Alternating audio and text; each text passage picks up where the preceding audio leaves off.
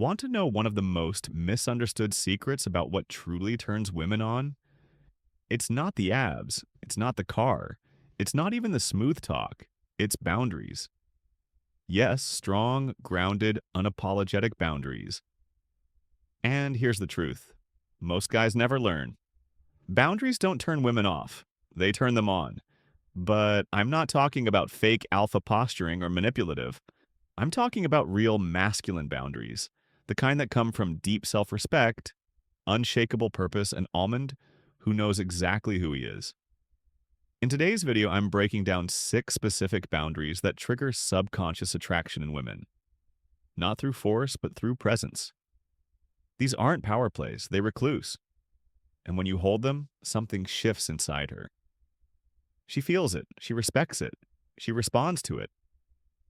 Stick around, especially for Bounder, because that one, it doesn't just protect your power, it redefines his SEOC sees you, and more surprisingly, she sees herself when she's with you. So let's dive in. Boundary 1. The unavailable advantage. Your time is yours. That's the first and most powerful boundary you can ever set. Now at first, this one feels dangerous. You don't reply to her text right away. You don't drop everything when she calls.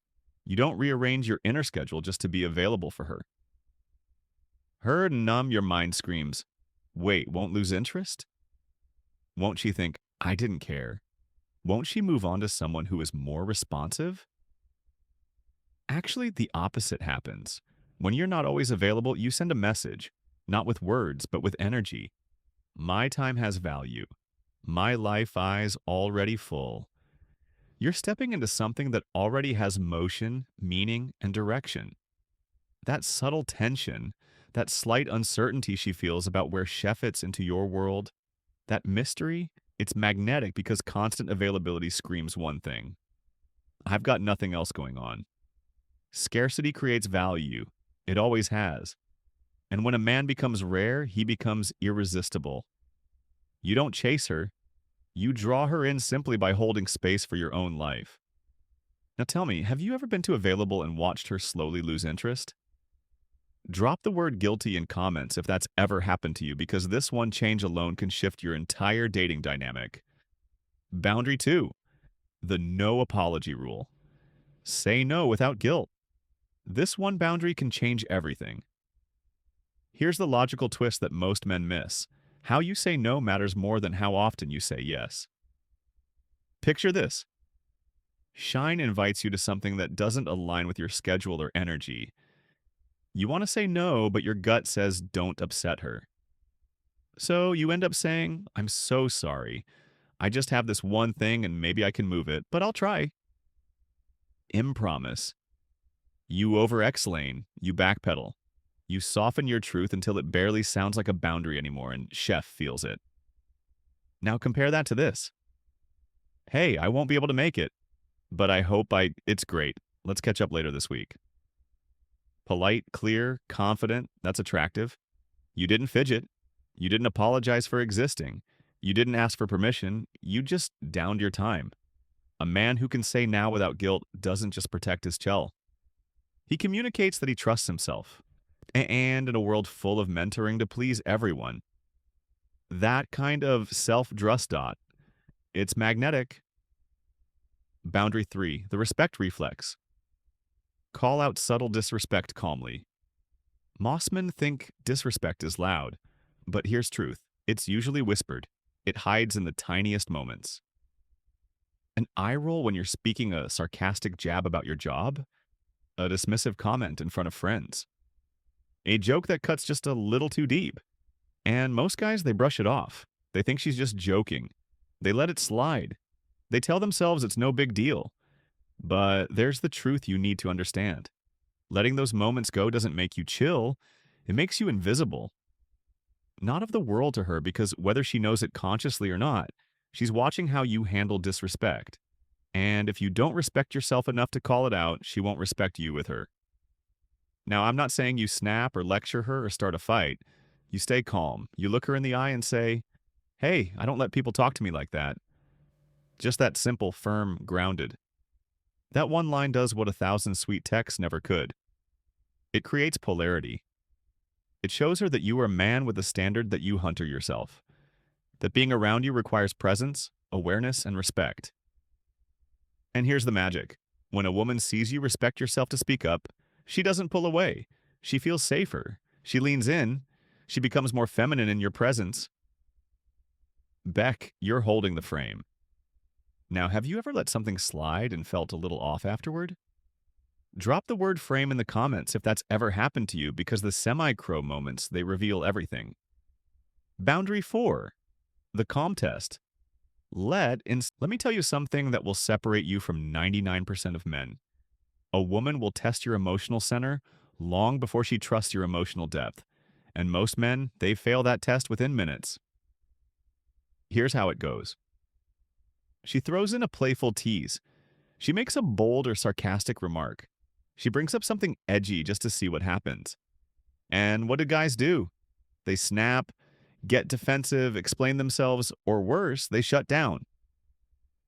You know what that tells her? He's fragile. He doesn't know who he is. He can handle intensity. But the man who stays centered, the one who hears the jab, pauses, smirks, and says something like, "That's cute. You always test G this fast." That man, he just flipped the script because emotional control isn't about being cold. It's about being grounded. And when a woman senses Thatch can't rattle you, she relaxes. Sure respects you, and deep down she starts wondering what else is he unshakable about. And that question, that curiosity, it's what draws her deeper. Because while most men are stuck trying to pass her test, you're the man rewriting the test as it happens. Boundary 5, the authority silence. Don't explain, just decide. Let's go back to something most men do without realizing it. They over-explain. They treat make everything sound nice. They write 5-paragraph text to soften Ano. They talk themselves into circles just to avoid upsetting her. But here's the problem. Every time you explain yourself too much, you're not clarifying. You're asking for permission. Even if your words sound confident, the energy underneath isn't. Let's take a classic example. A man says, "I won't be able to make it night. I've had a long week. Work's been stressful, and I think I just need to rest and reset." Hope that's okay. Really sorry again. Now, compare that to make it tonight. But let's catch up later this week. See the difference. One is a man trying to justify his choices. The other is a man owning his reality because real confidence, it's efficient. It doesn't ramble. It doesn't look for validation. It doesn't treat to cushion the truth with 10 emotional airbags. It simply acts. So here's your rule. Say less, mean more. Let your presence do the talking. Because a man who can calmly say what he means and then goes silent holds far more power than the one who keeps trying. Taub understood. She doesn't need your over-explaining. She needs to feel that your words come from certainty. And when she does, you don't just win her attention, you earn her respect. Boundary 6, the mission first code. This is the boundary that flips whole game. You ready? Here it is. She joins your journey. She doesn't become it. Let that land for a second, because most men, even smart, ambitious men, lose themselves. The moment a woman enters their life, they shift everything for her. They adapt their goals, their schedule, their mindset, just to keep her happy. And at first she might enjoy the tension, but very quickly something shifts. She starts to feel like your purpose is her, not your vision, not your growth, not your mission.